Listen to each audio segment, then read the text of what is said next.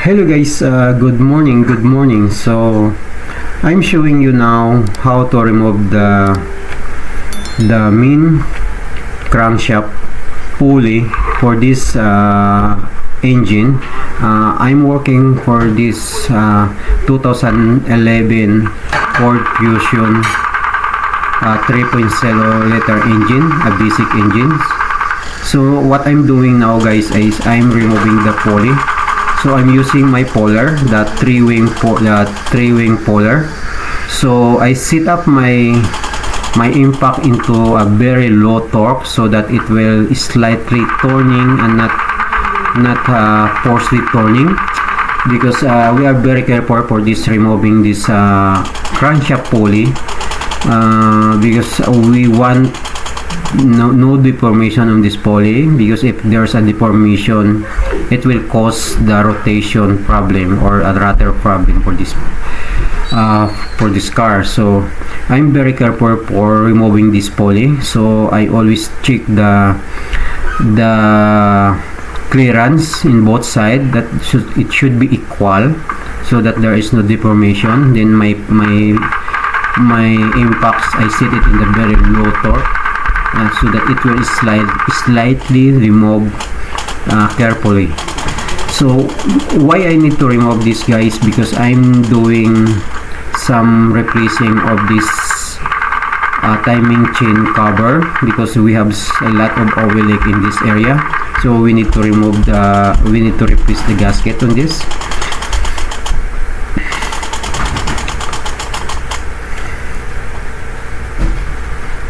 So yeah, I'm very careful for removing this side pulley guys, because yeah, as you see that one I already removed, and I need to check that one if there is no damage.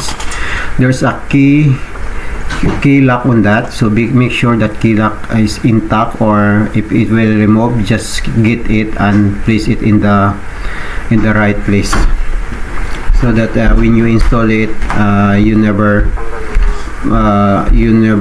have a problem and you never lose it. So I use my small puller, because before I use the big puller it will not work. So make sure that everything is intact. So now I already removed the main crank pulley on this engine, Ford Fusion 2011 3.0 liter engine. So this is a basic engine. So before anything else, when you are removing this side cover for the timing chain, first we need to remove the intake manifold guys. We need to remove the intake manifold. Then after removing the intake manifold, we need to remove the valve cover, front and rear. So after you remove that front cover, so we need to remove the tire. Then we lift up a little bit this car. So after removing this front tire, we need to remove the tab for this fender liner. So I never fully remove the fender liner.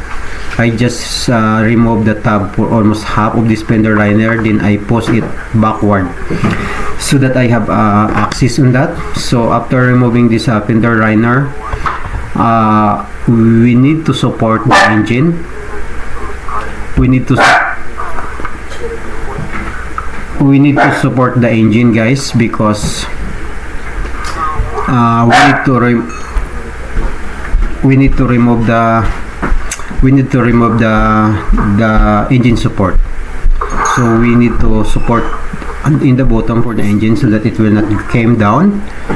Then after that, so we need to remove the engine support. So when we remove the engine support, we need to remove all. Now I'm going in the side.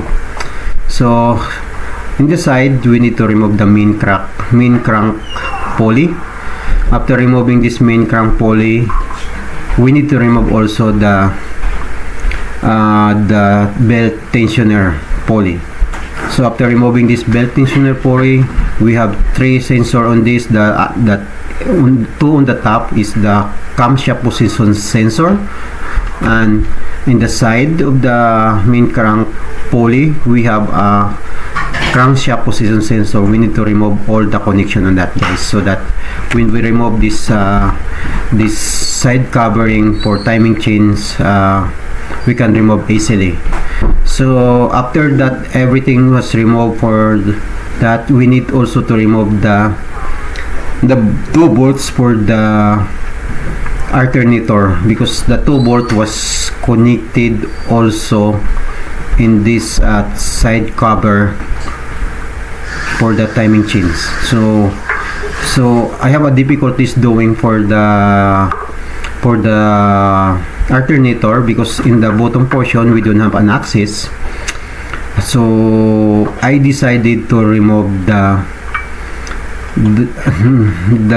radiator pan, so that it gave me more space to remove these two bolts that was connected in the timing chain cover. So after removing this alternator, guys,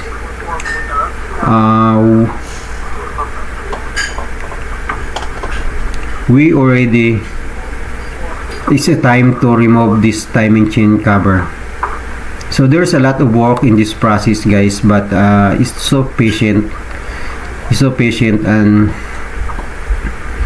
hard work and dedication, and very careful what you are doing, so that there is no damage in this removing of that timing chain cover.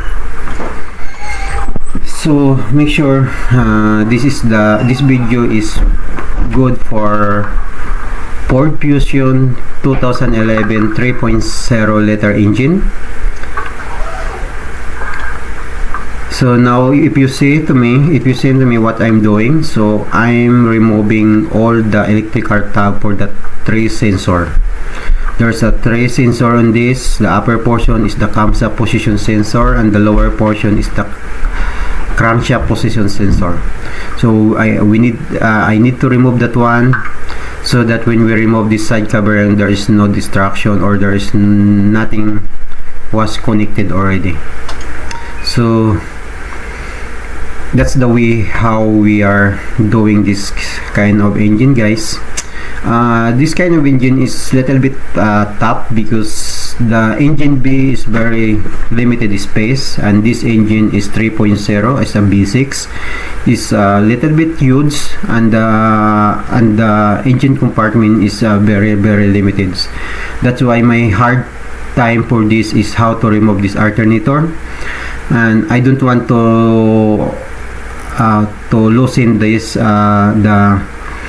the aircon compressor underneath to have an access for the alternator. I decided to remove the radiator pan rather than removing this compressor, aircon compressor at the bottom, because what I want is just the two bolts. This alternator have the 3 bolts, but I don't worry about the other bolt, because that bolt was connected in the main block. The 2 bolts was connected in the side covering for the timing chain. So hopefully this video, guys, is very helpful to you how to do some work for this kind of model, the Ford Fusion 2011 3.0 liter. And thank you guys for watching my video. Hopefully it can help a lot to you, or my videos can help you doing this kind of models. If you have some comments or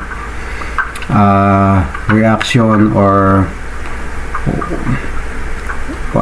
for the better of my video and my presentation, just comment us. I tried my very best to entertain your comment, and I adjust myself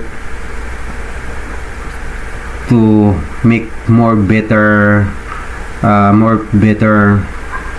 videos for the future.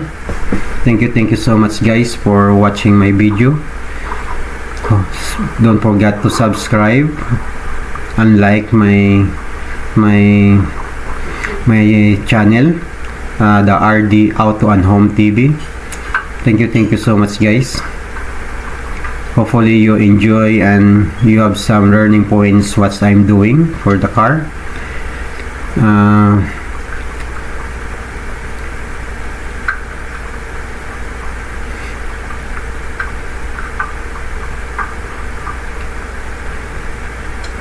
So now what I'm doing is I'm removing the belt tensioners. So I try my electric impact, the small electric impact, but it won't work. So I use my small ratchet wrench, the 10mm ratchet wrench for this 3 bolts for the belt tensioner. So I use that one.